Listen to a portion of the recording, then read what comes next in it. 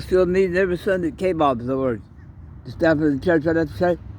There's the pastor and his assistant pastor. Y'all still meeting at the K-Bob's, though, right? And then the school secretary, the church secretary, okay, well, I heard, y'all pretty to be the pastor, but I'm sure that, and thank you for the ride on that Sunday afternoon back into town.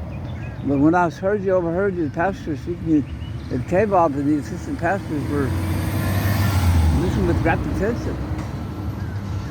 But you still live in that same old decayed town, though, aren't you? That same old Ergotarian town. They invited me to the church, and I went the following Sunday. And they were old. They were old. It was a delightful church. I can tell you exactly where it's at. A church that was looked on in awe in Pakistan. And certainly for good reason. But when I went to visit them on the following Sunday, there were people that were so old they could barely walk. They could barely walk, but they were still coherent and generous and kind.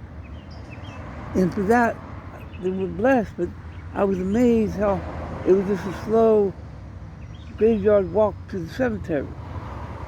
The new building, the new sanctuary had been built, and it wasn't that far across the street over to the cemetery from this beautiful widening church. And it was,